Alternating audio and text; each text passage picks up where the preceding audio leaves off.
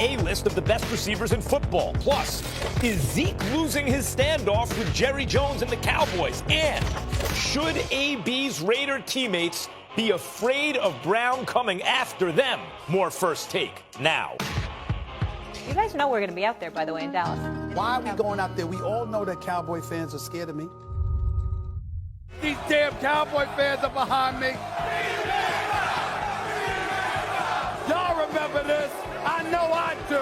Last time the Dallas Cowboys won anything, you had an afro. There you go. What can go wrong will go wrong. You lucky I took time out of my schedule to be here. Y'all don't win nothing. When you go to history, let's go into history. Don't just go to your history. Let's go to the history. This man is working so hard, I think his health is in jeopardy. Don't worry about no damn Cowboy fans. They don't matter. I reckon we're going to have a very, very good time. Oh, we're headed back. The NFL season is here. The Cowboys open up against my New York Football Giants in Texas. First Take in Arlington, kicking off the season at Texas Live. That's Friday, September 6th. Doors open 7:30 a.m., so come see First Take live in Big D. It is always a good time. I promise you that.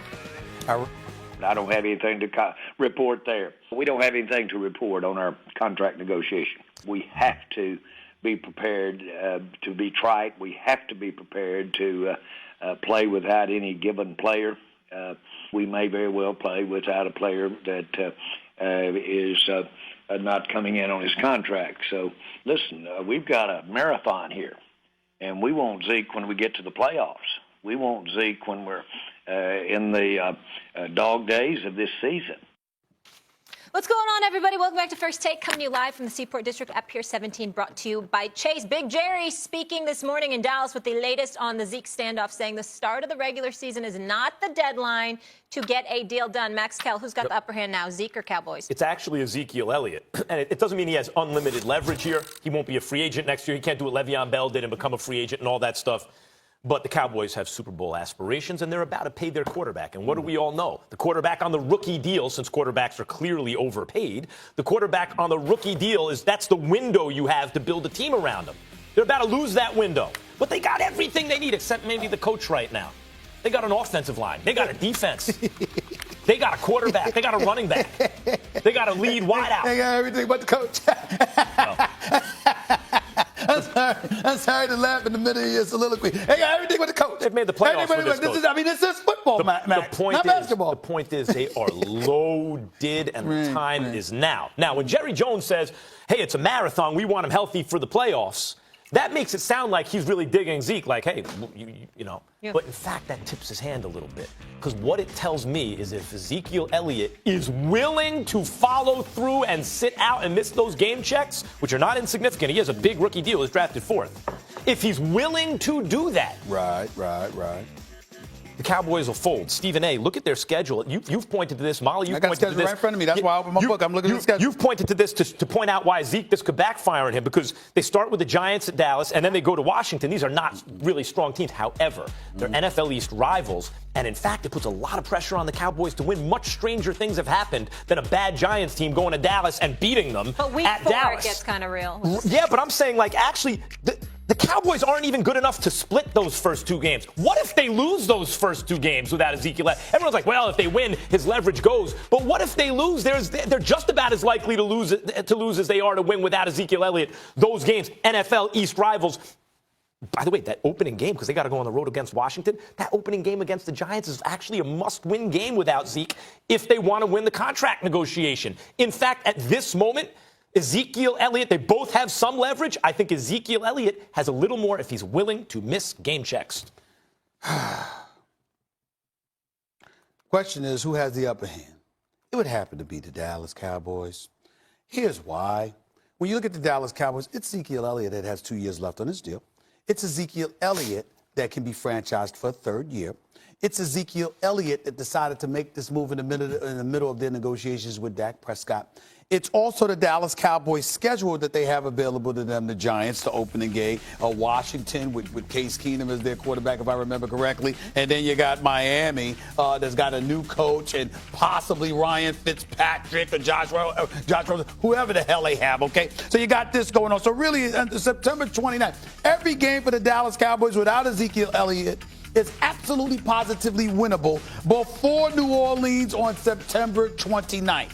Then we take into account this. You also got to remember that if you're the Dallas Cowboys, although you got Jason Garrett as your coach, which is an impediment to your success, I would argue, you got a first-year offensive coordinator in Kellen Moore. He's a pass-happy kind of guy. He seems to be, he's purportedly the kind of guy that wants to air it out.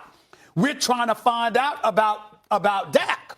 And so if you are Jerry Jones and you really, really want to find out what Dak is made of, okay, I could make the argument that the deal hasn't been reached yet for that reason. Not that I think it will happen. I think ultimately you'll take care of your quarterback. But one could make the argument that that might have something to do with the procrastination that appears to exist on the part of him and Dak. Because without Ezekiel Elliott, I want to see what you got. So, in other words, what I'm saying is time is on the Cowboys. I might not be on Jerry Jones' side, who's turned 76 this year, but time is on the Cowboys' side. Ding, ding, ding. I understand, but he knows that too, Max, and he's willing to take that chance.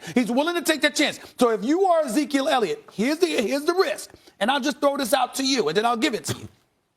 What if Dak goes out there with Kellen Moore as the offensive coordinator, and he's airing it out 35, 40 times a game, and he looks big time as a passer, and their passing attack is formidable. Obviously, Ezekiel Elliott will only buffer all of that stuff. But what I'm saying is, if you're winning without him, does that help him? Well, okay. Now we're saying that if there's new information that comes in, it'll give one or the other leverage. In other words, if they start the season 0-2 and Dak looks bad, then Zeke's leverage goes up. If they start the season 2-0 and Dak looks great, then Zeke's leverage goes down. The Cowboys' leverage goes up. We're talking about right now. What was it? Right now, the Cowboys are in a position to win the Super Bowl. You cannot say that about the Cowboys. You couldn't for years and years and years, and they haven't done it in almost a quarter century. And Jerry Jones is not a spring chicken. But I don't know how we can separate now from the first 2 or 3 weeks of the season. I don't know how we can Depending do that. on what that information Because what is. I'm saying to you is that going into, there's no urgency until there's urgency. There's no urgency while the games are not being played. So if anything, my argument is buffered because since no games have been played, what is Jerry Jones pressed about? What's he pressed about? If no games have been played, you ain't lose none either. All these games matter. Wait a minute, they haven't played yet. And if they start out, like you said, if they start out 2-0, the leverage elevates, right? Well, the leverage is 0-0. The leverage is there. If you take Ezekiel Elliott off the Cowboys, they go from a top 5, 10-ish kind of team in the NFL to something below that. The expectations for the team drastically change. Let me just throw okay, fine. Let me just throw out another scenario to you. Let's say for the sake of argument, I don't think this is going to happen because, damn it, it's the Cowboys and their fans would be happy about this, and we know how much that would grate my nerves. But here's the deal. Let's say, for example, the Cowboys start off at 3-0. And they said, all right, let's see what we want to go into New Orleans without Zeke. Let's see what Dak does then against Drew Brees at the Superdome, at the Mercedes-Benz Dome. Let's see what happens at that particular moment in time. What if they have that kind of mentality and then lo and behold, a miracle happens and the Dallas Cowboys start off 4-0? What if there's a bunch of new information and all the events favor the Cowboys? What if that is the case, then the Cowboys' leverage will go up and Zeke's will go down. Okay. We're not talking about that right now. I understand that. But what I'm saying to you is if you want to eradicate the new information and just deal with this moment, no games have been played. What am I pressed for? I don't need you. I ain't losing games. I ain't winning games. I'm not pressed. Right. And we what saw happened? with the Le'Veon and I'm glad you brought Le'Veon up. And by the way, I know it's totally different situation. Le'Veon could sit out the season and then become a free agent. That's right. And Ezekiel Elliott can do that on the other hand. But kind of similar. I was shocked that he held out. Because Le'Veon, I was not. Because Le'Veon was a second-round pick. Don't forget, Ezekiel Elliott signed a $16 million contract when he turned pro. He's made millions already that Le'Veon didn't make. Yeah. So he has, presumably, a little more, as you would say, buffer, a little more cushion in order to pull this off. But they are loaded to do it now, not later, right now. And if you take Ezekiel Elliott off the team, that's why I say it totally comes down to what is he willing to do. If you take him off the team, the expectations for the Cowboys totally reset. That is leverage for Zeke. Doesn't mean he's going to be the top paid guy in the league. But it means that his guarantees should be somewhere among the top running back guarantees. I think that Ezekiel Elliott is worthy of being the top paid running back in football, if not at the least at number 2.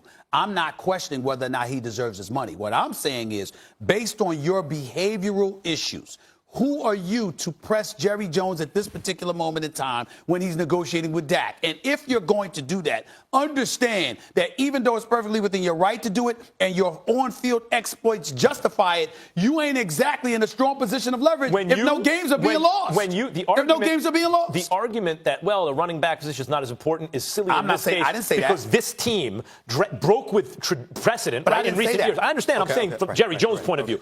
You know, usually Gurley was hurt, so he went 9th or 10th. 9th. But usually, you don't take a running back in the top 5 before Ezekiel Elliott. That's true.